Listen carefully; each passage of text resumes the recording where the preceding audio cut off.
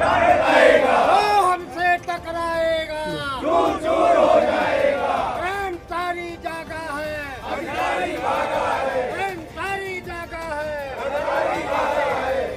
हमारी मांग पूरी हो चाहे जो मजबूरी हो, हमारी मांग पूरी हो चाहे जो मजबूरी हो, हमारी मांग पूरी हो। हमारे यहाँ जांच थी, जांच के नाम पे जांच निपटा देंगे। 10,000 रुपए दे दो, वाउचर कोटेशन दे दो, वो फाइलें दे दी और 10,000 रुपए दे दिया। फिर भी हमारे सचिव पे तो सचिव निलंबित कर दिए गए, कार्रवाई भी हो गई, 10,000 रुपए भी दे दिए। अनिरुद्ध कुमार अकाउंटेंट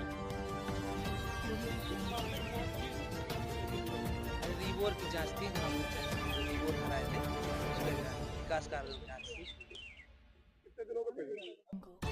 हो गए समथिंग 2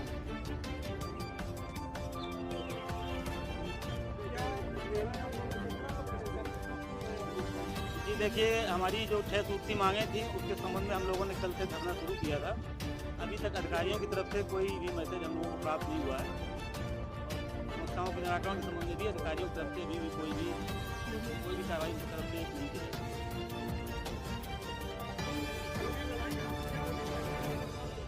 देखिए, आज के धरने में हमारा ग्राम प्रधान संघ ने भी हम लोगों का साथ दिया है और ग्राम प्रधान संघ ने भी हमारे कंधे से कंधा मिलाकर हमारा साथ देने का ऐलान किया हुआ है। भारी मात्रा में पूरे जिले से आज ग्राम प्रधान भी आए। अगर हमारी जायज़ मांगों को प्रशासन के द्वारा नहीं माना जाता है तो सोमवार को राज्य कर्मचारी श्रम परिषद के 15 संगठन भी हमारे आंदोलन में शामिल होंगे और पूरा जिला एक तरीके से हमारे आंदोलन में शामिल होगा। और विरोध स्वरूप हम सारे सचिवों के ये डोंगल जो विकास कार्यों से संबंधित काम होते हैं वो सारे डोंगल हम DPRO साहब को सौंपने जा रहे हैं ताकि हमारी जायज़ मांगों का निराकरण हो। जी 6 मांगे हैं आपकी, 6 सूत्री मांगे, इनमें मुख्य मांगे क्या है? मुख्य मांग हमारी यही है कि जब भी कोई हमारे ग्राम प्रधान बंधुओं या सचिवों के खिलाफ कोई जांच की जाए, जांच में हमारे ग्राम प्रधान का और हमारे सचिवों का भी पक्ष सुना जाए। एक पक्षीय तरीके से, क्योंकि माननीय न्यायालय भी अगर कोई बात किसी को आदेश देते हैं, यहाँ से लेकर लोअर कोर्ट से लेकर सुप्रीम कोर्ट तक उसकी बात को कहने का मौका दिया जाता है। पर हमें किसी भ्रष्ट अधिकारी को जांच के नाम पे लगा के और फिर उसके नाम पे कार्रवाई कर देना, ये कहीं से भी उचित नहीं है। तो हमारा यही कहना है कि जब भी कोई जांच की जाए तो हमारे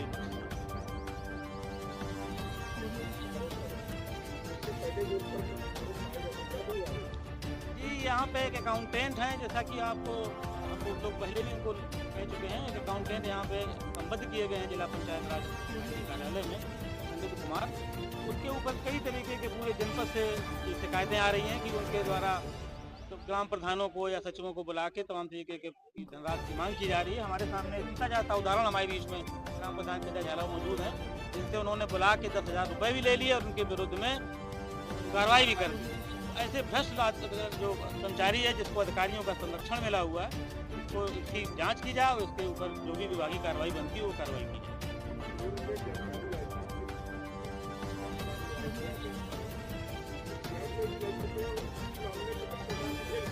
जी ये जो यहाँ संबद्ध है ये पूर्व में DIS कार्यालय में संबद्ध थे और प्रोविडेंट फंड घोटाले में जो विद्यालय का प्रोविडेंट फंड था वो पूरा फंड इन्होंने घोटाला कर दिया था और उस घोटाले में ये जेल भी जा चुके हैं। बावजूद इसके ऐसे घोटालेबाज कर्मचारी को यहाँ अधिकारी संरक्षण दे रहे हैं। हमारी यही मांग है कि ऐसे घोटालेबाज कर्मचारी को यहाँ से हटाया जाए, उसकी जाँच की जाए।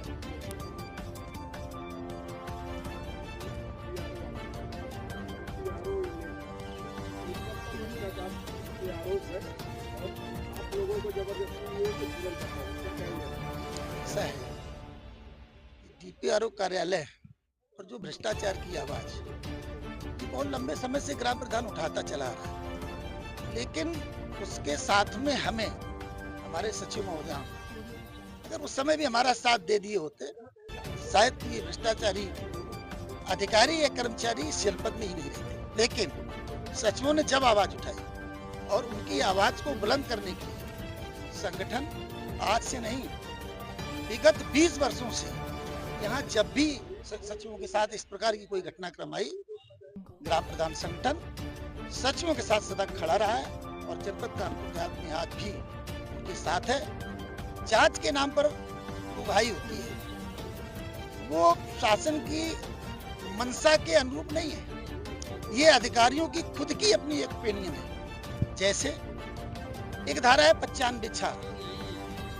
जब जिस प्रधान से जब मर्जी है एक नोटिस पकड़ा दी और नोटिस की जांच शुरू हो गई, और जांच के नाम पर जब ठीक से कोई व्यवस्था हो गई तो वो निर्दोष हो गया, और अगर मैनेजमेंट नहीं हुआ तो उस पर कार्रवाई हो गई। शायद लालपुर छिवना सदरपुर ब्लॉक में गांव, उस पर 95(6) के साथ साथ उस पर ये आरोप था कि आपने विकास कार्य में सहयोग नहीं किया। ये विषय रखने वाला अधिकारी कौन? कोर्ट ने उसी के आधार पर उसे फिर बहाल किया है।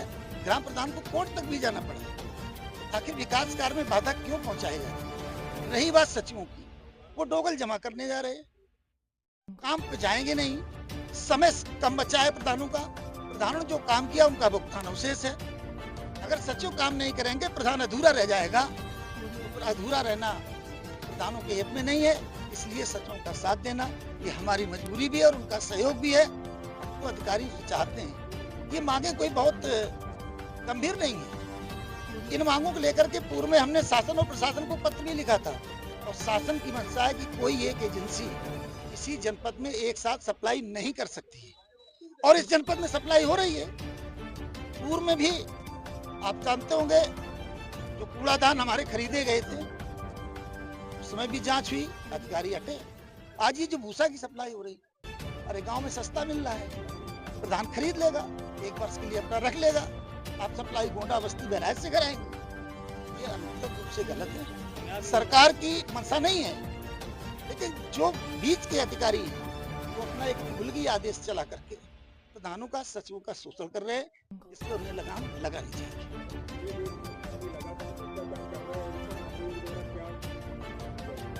देखिए, हम धरना और प्रदर्शन चल रहा है, ये एक व्यवस्था है, लेकिन इससे काम नहीं चलेगा।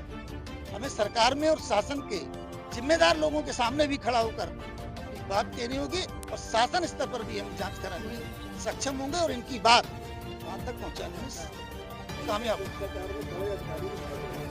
तो भ्रष्टाचार की जड़ें बहुत गंभीर हैं। छोटे पे आरोप लगा दिया जाता है।